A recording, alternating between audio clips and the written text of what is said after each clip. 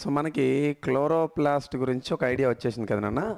మరి ఇప్పుడు ఏం చదువుకుంటాం మనం? క్లోరోప్లాస్ట్ తర్వాత మైటోకాండ్రియా అయిపోతే కణానికి సంబంధించినటువంటి డయాగ్రామ్. ఓకేనా? సో ఫస్ట్ మనం ఇక్కడ ఈ స్లైడ్ మారుద్దాం. మైటోకాండ్రియా అంటున్నాం.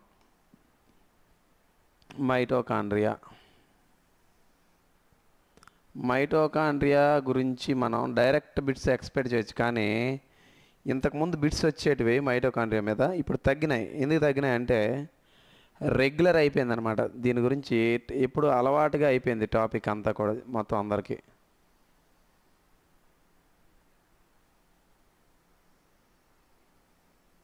సో ఇది మైటోకాండ్రియా డయాగ్రాము.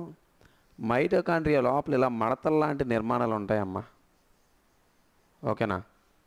సో మడతల వంటి నిర్మాణాలను ఏమంటామంటే మనం క్రిస్టే అంటారు. ఏమంటారండి? క్రిస్టే. దీన్ని ఏమంటారు? క్రిస్టే అంటారు. గుర్తుపెట్టుకోండి. ఈ మడతల వంటి నిర్మాణంలో ద్రవరూప పదార్థం ఉంటుంది. ద్రవరూప పదార్థాన్ని మాత్రిక లేదా మ్యాట్రిక్స్ అని పిలుస్తారు. ఏమని పిలుస్తారండి? మ్యాట్రిక్స్ అని పిలుస్తారు. అయితే మైటోకాండ్రియాని కనుక్కున్నటువంటి శాస్త్రవేత్తలు ఎవరైనా ఉన్నారంటే పలేడ్ అని ఒకరు, తర్వాత కోలికర్ అని చెప్పి ఒకడు. ఓకేనమ్మా? పలేడ్ మరియు కోలికర్ ఒకరు. మైటోకాండ్రియాకి పేరు పెట్టింది ఎవరంటే సి బెండా అని అంటారు. ఏమంటారండి? సి బెండా. గుర్తుపెట్టుకోండి. మైటోకాండ్రియాకి బాహ్యత వచ్చి ఇది అంతర్గత వచ్చి ఇదంతా సి బెండా అన్న. అయితే మైటోకాండ్రియా ఏం చేస్తుందంటే శక్తిని ఏటీపీ రూపంలో ఉంచుతూ ఉంటుంది. శక్తిని ఏటీపీ రూపంలో ఉంచి శరీరానికి ఎప్పుడు కావాలంటే అప్పుడు సప్లై ఇస్తుంది. ఏమిస్తుంది అంటే సప్లై ఇస్తుంది. అందుకే దీన్ని మనం ఏమన్నా అంటే కణశక్తియ భాండాగారం అని చెప్తాం. ఓకేనా? ఇంగ్లీష్లో power house of the cell అని చెప్తాం. ఓకేనా? అయితే ఒక ఏటీపీ అంటే ఎంత అంటే ఒక ఏటీపీ అంటే 7200 క్యాలరీస్ అమ్మా. ఏంటి? 7200 క్యాలరీస్. గుర్తుపెట్టుకోండి. ఏటీపీని కనుక్కున్నాడు ఎవరంటే లాహ్మన్ అని ఒక శాస్త్రవేత్త, తర్వాత ఫ్లిస్కీ ఒకరు, తర్వాత సుబ్బారావు ఒకరు. లాహ్మన్, ఫ్లిస్కీ, సుబ్బారావు ఇలా ముగ్గురు కనుక్కోవడం జరిగిందనమాట. ఒక లాహ్మన్, ఫ్లిస్కీ, సుబ్బారావు ఇలా ముగ్గురు కలిపి దీన్ని కనుక్కోవడం జరిగింది. ఇలాంటి మైటోకాండ్రియా మనకి శుక్రకణంలో కూడా కనబడుతూ ఉంటుంది. అందులో అండి శుక్రకణం, దాన్ని స్పర్మ్ సెల్ అంటారు. ఓకేనా? శుక్రకణంలో కూడా మనకు కనబడుతూ ఉంటుంది అనమాట. అది కొంచెం ఇంపార్టెంట్. ఇలాంటి మైటోకాండ్రియా అనేది ఏదైతే ఉందో మైటోకాండ్రియా అనేది శరీరంలో ఉన్నటువంటి భాగాలకి శక్తిని అందిస్తూ ఉంటుంది. సో మైటోకాండ్రియా ఎప్పుడు కూడా పాస్పేట్ బాండ్స్ని అటు ఇటు సఫల్ చేస్తూ ఉంటుంది అనమాట. ఓకేనా? సో ఏటీపీ కాస్త పాస్పేట్ అవ్వడం, మళ్ళీ ఏడీపీగా మారడం, మళ్ళీ ఏటీపీ మళ్ళీ ఏడీపీ అవ్వడం, ఇలా కంటిన్యూస్గా రెగ్యులరైజ్ అవుతూ ఉంటుంది అనమాట. సో ఇది గుర్తుపెట్టుకోండి. సో మనకి ఇక్కడతో క్లోరోప్లాస్ట్ అనేది అయింది. క్లోరోప్లాస్ట్ తర్వాత మనం గుర్తుపెట్టుకోండి, క్లోరోప్లాస్ట్ అయిపోయింది, మైటోకాండ్రియా అయిపోయింది. దీని తర్వాత కణం డయాగ్రమ్ వేసి కణాన్ని గురించి మొత్తం కూడా మనం డిస్కస్ చేయడం అనమాట. ఓకేనా? కణం గురించి కూడా మొత్తం అంతా కూడా డిస్కస్ చేయడం ఏదైతుందో అది మనం తెలుసుకునే ప్రయత్నం చేద్దాం. ఓకేనమ్మా? సో దీంతో మనకి ఈ నెక్స్ట్ వీడియో కణం డయాగ్రమ్ ఏదైతుందో ఆ కణంతో పాటు కంప్లీట్గా మనం ఈ లెసన్ అంతా పూర్తి చేసుకున్నట్టుగా మనం చెప్తూ ఉంటాం. ఓకేనండి? రైట్. ఓకేనమ్మా? మరి ఇంట్రడక్షన్లో కణం అంటే ఏంటి, వాట్ ఈజ్ వాట్ అని చెప్పి మీరు తెలుసుకున్నారు. ఇప్పుడు మనం ఏం చేద్దామంటే వృక్ష కణము మరియు జంతు కణం ఏదైతే ఉందో ఈ రెండింటిని కలిపి మనం ఒక డయాగ్రామ్ వేద్దాం. ఓకేనమ్మా? ఈ డయాగ్రామ్లో నేను ఏం చేస్తానంటే డయాగ్రామ్లో డేటా మొత్తం పార్ట్స్ రాసేసి ఇక్కడే నేను డేటా అంతా రాసి పెట్టేస్తాను మీకు. ఓకేనా? సో జాగ్రత్తగా మీరు గమనిస్తే వృక్ష కణము మరియు జంతు కణం ఏదండి? వృక్ష కణము మరియు జంతు కణం. సో వృక్ష కణము మరియు జంతు కణానికి సంబంధించి రెండు కలిపి ఒకే డయాగ్రామ్లో మనం అబ్జర్వ్ చేద్దాం. ఓకేనా? So you know very well that plant cells and animal cells, there are the two types of cells that depends upon the presence of the plasma membrane as well as the cell wall which is present in the plants. అంతే కదండి. So that there are two membranes that are present in the plant cell. They are nothing but cell wall and the plasma membrane. Whereas in the animal cells we can see only the plasma membrane, because the complexity of the organisms entirely depends upon the nature of the cell. ఆ cell యొక్క తత్వాన్ని బట్టి ఆ జీవిలో ఉన్నటువంటి క్రియలు కానీ ఆ జీవిలో ఉన్నటువంటి కణాలు కానీ everything that depends upon the makeup, that is the physical makeup of the particular things. అంతే కదండి. సో ఇప్పుడు మనం ఏం చేద్దామంటే we will discuss about the plant cell and animal cell in a single diagram. ఓకేనండి. సో మొదటిగా మనం తీసుకుంటే మనకేందయ్యా అంటే ఇక్కడ సో కణానికి బయట కనిపిస్తున్నటువంటి భాగం ఏదైతే ఉందో దీనిని మనం ఏమంటామంటే కణత్వచం అని చెప్పేసి పిలుస్తాం సార్. ఏమని పిలుస్తాం సార్? కణత్వచం అని చెప్పేసి పిలుస్తూ ఉంటాం. కణత్వచాన్నే నేనేమంటానంటే సెల్ వాల్ అని చెప్పేసి అంటాను సార్. ఏమంటానండి? Cell wall. ఓకేనా? ఒక్కొక్కటిగా మనం మాట్లాడుకుంటుంది, ఒక్కొక్క దాని ఫంక్షన్స్ అంతా ఇదే వీడియోలో మనం నేర్చేసుకోవాలా. సెల్ వాల్, ఈ లోపల ఉన్నటువంటి దాన్ని ఏమంటామంటే మనం కణత్వచం అని చెప్పేసి అంటారు సార్. ఓకేనా? సో ఇక్కడ కణత్వచం అన్నాను, టెర్మినాలజీ రాంగ్ అండి, కణకవచం అనాలి. ఓకేనా? సో ఇదేందయ్యా అంటే కణకవచం, ఇదేందండి కణత్వచం. ఓకేనా? ముందు మీకు చెప్పాను ఇవేంటి, వాట్ ఈజ్ వాట్ అని. సో కణత్వచం. సో దీన్నే మనం సెల్ మెంబరేన్ అని చెప్పేసి పిలుస్తాం సార్. ఏమని పిలుస్తాం సార్? Cell membrane. ఆర్ దీనికి ఇంకో పేరు ఏంటండి? ప్లాస్మా మెంబరేన్ అమ్మా. దీని పేరేంటి? ప్లాస్మా మెంబరేన్ అమ్మా. జాగ్రత్తగా గుర్తుపెట్టుకుంటారు. ఓకేనా? అండ్ అదేవిధంగా ఈ కణానికి సంబంధించి మనకి కణం మధ్యలో, ఓకేనమ్మా, కణం మధ్యలో మనకి ఇగోండి కణం మధ్యలో మనకు ఒక నిర్మాణం కనబడతా ఉంటుంది. ఈ కణం మధ్యలో ఉన్నటువంటి నిర్మాణం లోపల మనకి దారాల వంటి నిర్మాణాలు కూడా కనబడతా ఉంటాయి. ఈ లోపల ఇలా దారాల వంటి నిర్మాణాలు కూడా we can see a thread like structures which is present inside the nucleus. అయితే ఈ భాగాన్ని నేను ఏమని పిలుస్తున్నాను సార్? ఇక్కడ ఉన్నటువంటి దీనినే మనం ఏమంటామంటే కేంద్రకం అని చెప్పేసి పిలుస్తూ ఉంటారు. ఏమంటారండి? కేంద్రకం అంటారు. ఏమంటారు? కేంద్రకం. సో దీన్నే మనం we can call it as nucleus అని చెప్పేసి అంటారండి. ఓకేనా? న్యూక్లియస్ అని చెప్పి అంటారు. సో తెలుగులో దీనిని మనం కేంద్రకం అని చెప్పేసి మనం పిలుస్తూ ఉంటారు. కేంద్రకం లోపల ఏముంటుందయ్యా అంటే కేంద్రకం లోపల ఏముంటుందంటే జన్యు పదార్థం ఉంటుంది సార్. ఏముంటుందండి? జన్యు పదార్థం ఉంటుంది. జన్యు పదార్థాన్నే మనం జెనెటిక్ మెటీరియల్ అని చెప్పేసి అంటాం. మొత్తం దీని చరిత్ర అంతా మాట్లాడుకుందాం. జెనెటిక్ మెటీరియల్ అంటారండి. ఓకేనా? తర్వాత ఈ కేంద్రకం అనేది ఏదైతే ఉందో ఈ కేంద్రకం అంతా కూడా మనకి ఇలా చూడడానికి కేంద్రకం చుట్టూ కూడా మనకి కణత్వచము కణకవచం అనేది ఏవైతే ఉన్నాయో వీటి కింద, ఓకేనండి, జాగ్రత్తగా వినాలండి. డయాగ్రామ్ వచ్చేస్తే మీకు సగం డేటా వచ్చేస్తుంది అన్నమాట. ఓకేనా? సో డయాగ్రామ్ జాగ్రత్తగా మీరు గమనించండి.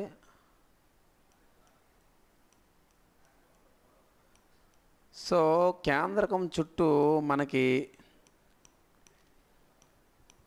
కణత్వచానికి కణకవచానికి లోపల అంటే రెండింటికి మధ్యలో అని కాదు, కణత్వచం కింద కేంద్రక త్వచం పైన. జాగ్రత్తగా వినండి.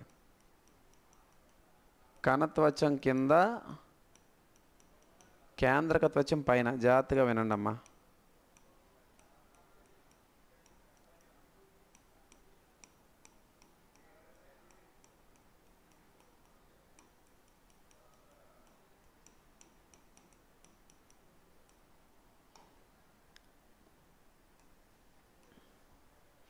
కనిపిస్తుందమ్మా డయాగ్రామ్ నీట్గా?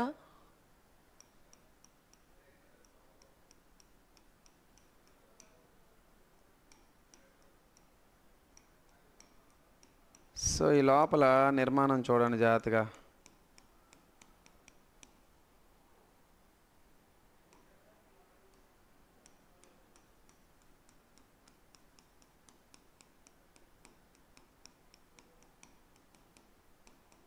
ఇదంతా కూడా ఏందో మీకు తెలుసా అండి? ఇదంతా కూడా మనం ఏమని పిలుస్తాం? ఏమని పిలుస్తాం? ఐడియా వచ్చిందా ఇదంతా ఏంటో?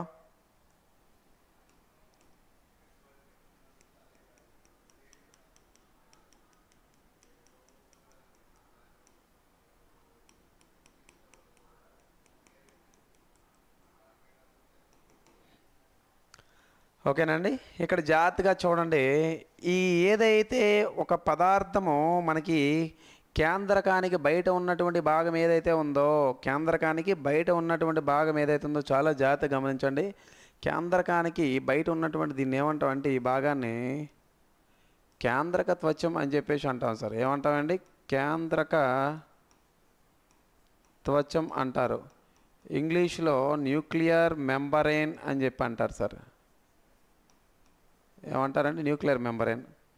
సో న్యూక్లియర్ మెంబరేన్కి బయట సెల్ మెంబరేన్కి లోపల మధ్యలో ఉన్నటువంటి ద్రవరూప పదార్థం ఏందయ్యా అంటే దీన్నే మనం సైటోప్లాజం అని చెప్పేసి అంటాం సార్. ఏమంటాం సార్? సైటోప్లాజం అంటారు, లేదా కణద్రవ్యం అని చెప్పేసి పిలుస్తూ ఉంటారు. ఏమని పిలుస్తారండి? కణద్రవ్యం. ఓకే, కణద్రవ్యం సరిపోయింది. తర్వాత మనకి ఇగోండి ఈ భాగంలో ఒకనే చాలా జాగ్రత్తగా వినాలి. మనకి ఈ కణద్రవ్యంలో తేలియాడుతూ ఈ భాగంలో మనకి కొన్ని నిర్మాణాలు కనబడతా ఉంటాయి ఇలా. ఓకేనండి, ఇలా కొన్ని నిర్మాణాలు కనబడుతూ ఉంటాయి, చాలా జాగ్రత్తగా వినాలి.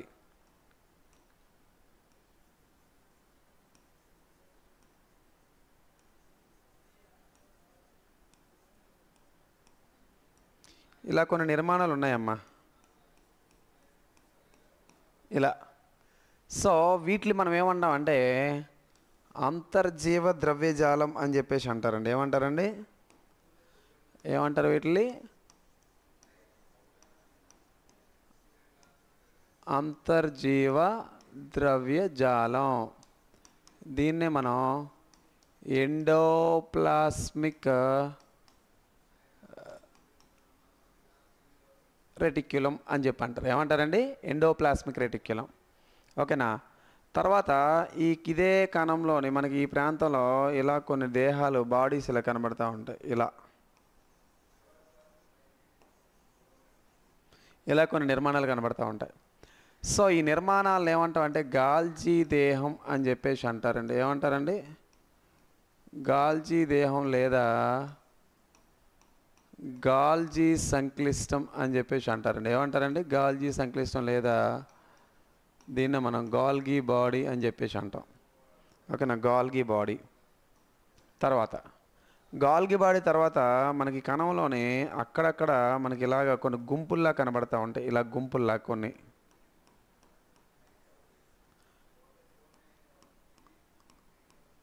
కణంలో ఇలా గుంపుల్లాగా కొన్ని నిర్మాణాలు కనబడుతూ ఉంటాయి. ఈ గుంపుల్లాంటి నిర్మాణాలని మనం ఏమంటామంటే రైబోజోమ్స్ అని చెప్పి అంటారండి. ఏమంటారండి? తెలుగులో రైబోజోములు అని చెప్పేసి అంటారు. ఏమంటారండి? రైబోజోములు. ఈ రైబోజోములు కాకుండా మధ్య మధ్యలో ఇలా మళ్ళీ మనకి కొన్ని నిర్మాణాలు కనబడుతూ ఉంటాయి.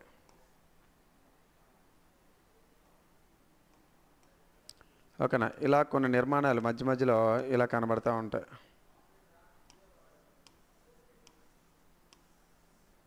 ఇలా అంటే మొత్తం అంతా కనబడుతూ ఉంటాయి. సో మరి వాటిని మనం ఏమని పిలుస్తాం సార్?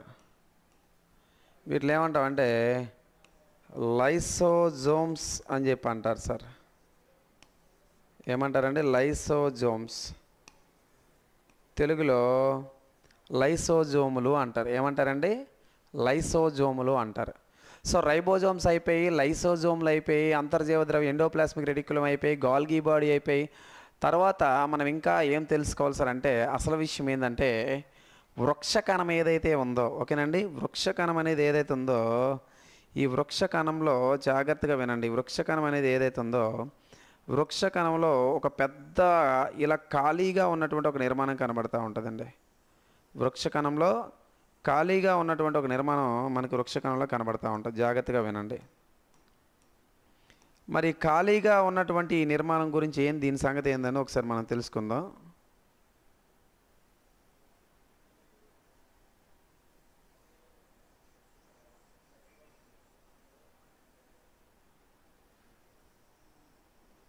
సో వృక్ష కణంలో ఖాళీగా ఉన్నటువంటి నిర్మాణం ఏంది? ఏమ్మా, వృక్ష కణంలో ఖాళీగా ఉన్నటువంటి ఈ నిర్మాణం ఏంది? చాలా జాగ్రత్తగా వినాలి అభ్యర్థులు. డయాగ్రామ్ అనేది కాస్త లేట్ అయినప్పుడు కూడా మీకు బల్క్ నాలెడ్జ్ వచ్చేసేయాలి దీని మీద. ఓకేనమ్మా? వృక్ష కణంలో ఈ ఖాళీగా ఉన్నటువంటి నిర్మాణం పేరేందో మనం తెలుసుకోవాలి. సో వృక్ష కణంలో ఉన్నటువంటి ఖాళీగా ఉన్నటువంటి నిర్మాణాన్ని ఏమంటామంటే మనం వాక్యూోల్ అంటారు. తెలుగులో అయితే రిక్తిక అంటారండి. ఏమంటారండి? వాక్యూోల్ అంటారు. లేదా దీన్ని ఏమంటాము? రిక్తిక అని చెప్పేసి అంటాం. ఏమంటామండి? రిక్తిక.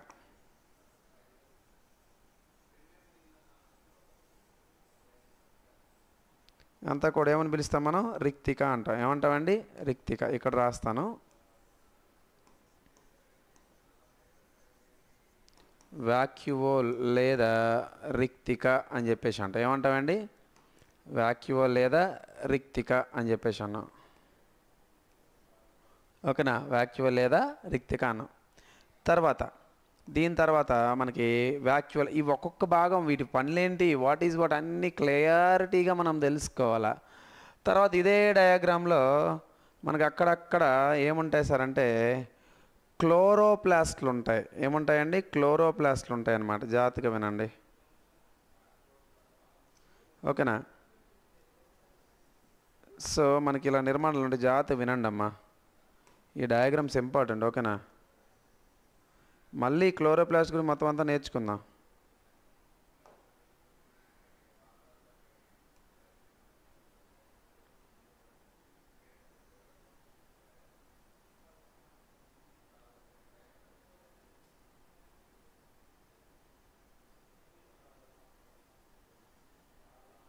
సో ఇట్లా మనం తీసుకుందాం.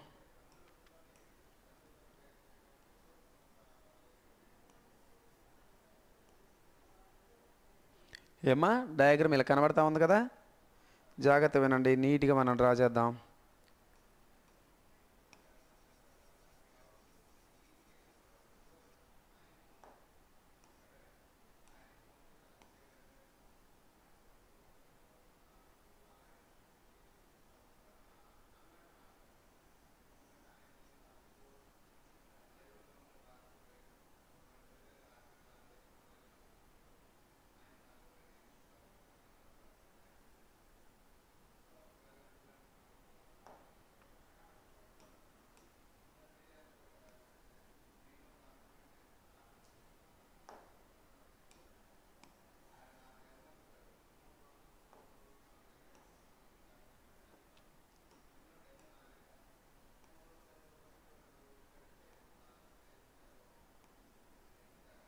సో ఇలాగ నిర్మాణం మనకు కనబడుతుంది. జాగ్రత్తగా ఓపిక్గా, ఇప్పుడు నేను ఇక్కడ ఎంతసేపు ఎంత ఓపిక్గా వేస్తున్నానో టైం వేస్ట్ అనుకోకుండా మీరు నేర్చుకోవాలమ్మా.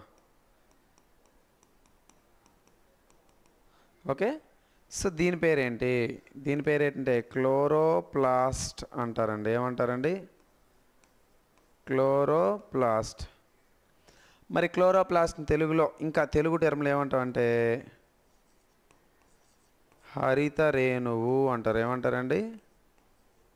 హరిత రేణు. దీని చరిత్ర మొత్తం మళ్ళీ మనం మాట్లాడుకోవాలి. ఓకేనా? హరిత రేణువు అయిపోయింది. తర్వాత ఇంకా ఏమైనా ఉన్నాయా ఇక్కడ పార్ట్స్? జాగ్రత్తగా వినండి. సో పార్ట్స్ మళ్ళీ తీసుకుంటే మళ్ళీ ఇక్కడ మనకి ఏం కనిపిస్తుంది సార్ అంటే మైటోకాండ్రియా కనిపిస్తుంది. ఏం కనిపిస్తుంది అండి? సో ఇందులో మైటోకాండ్రియా అని చెప్పి ఒక నిర్మాణం కనబడుతూ ఉంటుంది ఇలాగా. ఈ మైటోకాండ్రియాకి పేరు పెట్టింది ఎవరంటే సి బెండా. ఎవరండి? సి బెండా. దీని పేరేంటి? మైటోకాండ్రియా.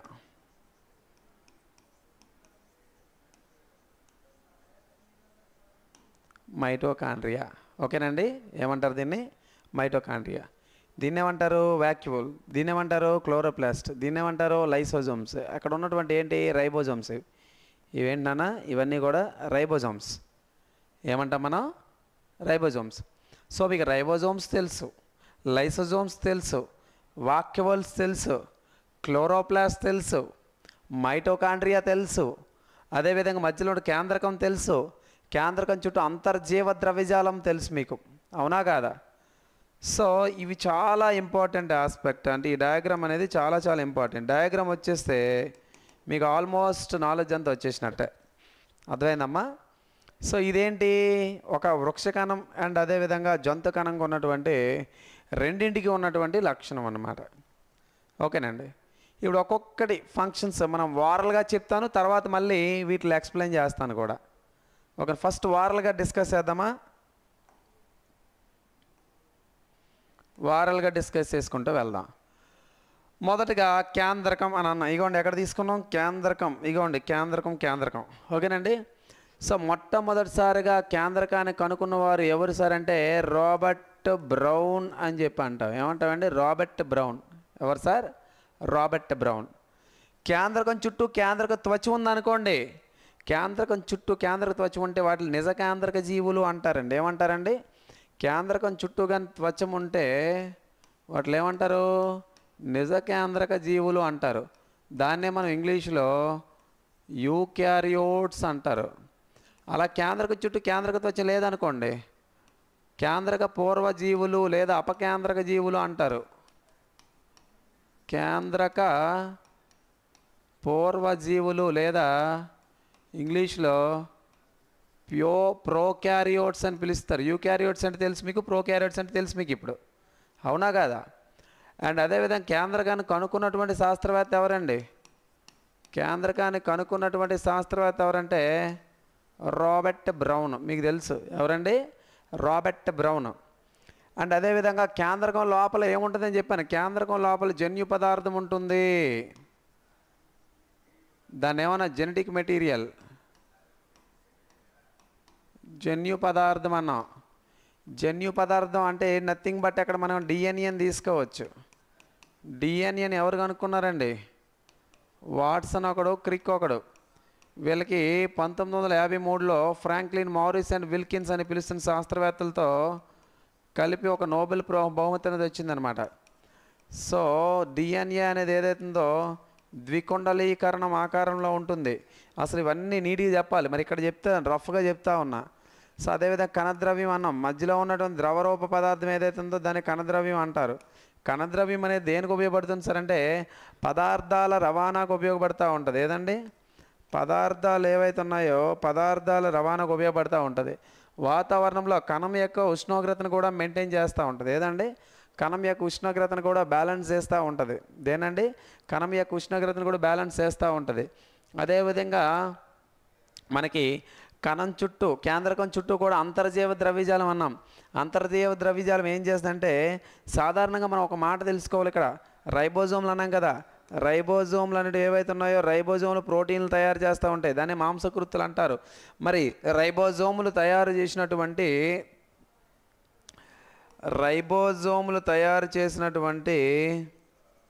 మాంసకృతులు లేదా ప్రోటీన్స్ ఏవైతే ఉన్నాయో ఆ ప్రోటీన్లు రవాణా చేయడానికి ఉపయోగపడేదే మనకి అంతర్జీవ ద్రవ్యజాలం. ఒకవేళ అంతర్జీవ ద్రవ్యజాలం మీద రైబోజోమ్లు ఉన్నాయనుకోండి, అంతర్జీవ ద్రవ్యజాలం మీద రైబోజోమ్లు ఉంటే దాన్ని డ్రఫ్ ఎండోప్లాస్మిక్ రెటిక్యులం అంటారు. సో దాన్ని ఏమంటారంటే గరుకు అంతర్జీవ ద్రవ్యజాలం అంటారు.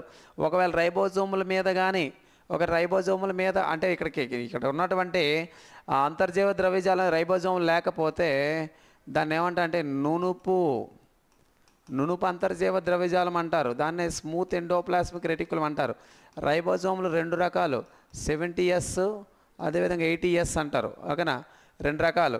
అండ్ ఈ ఎస్ అంటే ఏంటి, రైబోజోమ్లో ఒక ప్రమాణంలో కొలుస్తారు. దాన్ని ఏమంటారంటే స్వెట్బెర్గ్ యూనిట్స్ అంటారు. స్వెట్బెర్గ్ ప్రమాణాలు అని చెప్పేసి అంటూ ఉంటారు. సో దీన్ని బట్టి మనకి తెలిసిందేంటి, రైబోజోములు ప్రోటీన్లు లేదా మాంసకృతులను తయారు చేస్తాయి అన్నాం. అండ్ రైబోజోములు తయారు చేసే ప్రోటీన్లు మరికొన్ని ఆహార పదార్థాలను నిల్వ చేసేవేవయ్యా అంటే గాల్జీ సంక్లిష్టము, దాన్ని గాల్జీ బాడీ అంటారు. గాల్జీ సంక్లిష్టాన్ని కనుక్కున్నటువంటి శాస్త్రవేత్త ఎవరు సార్ అంటే క్యామిల్లో గాల్గీ అంటారు. ఏమండి? క్యామిల్లో గాల్గీ అనేవాడు కనుగొన్నాడు అన్నమాట. మరి గాల్జీ దేహాలు ఏం చేస్తాయంటే ఈ రైబోజోములు తయారు చేసే ప్రోటీన్లే కాకుండా మరికొన్ని ఆహార పదార్థాలను నిల్వ చేస్తూ ఉంటాయి, ప్యాకింగ్కి ఉపయోగపడుతూ ఉంటాయి. అదేవిధంగా మనకి కణంలో మరొక వృక్ష కణంలో అతి ఎక్కువ భాగం కేంద్రకం కంటే ఎక్కువ భాగాన్ని ఆక్యుపై చేసేది ఏదంటే వాక్యూల్ లేదా రిక్తి కణం. మరి మొక్కలలో గ్లూకోజ్ నిల్వ చేస్తూ ఉంటాయి. మొక్కలలో గ్లూకోజ్ నిల్వ చేయడానికి ప్రధాన పాత్ర పోషించేవి ఏవంటే వాక్యూల్స్ అని చెప్తూ ఉంటామండి.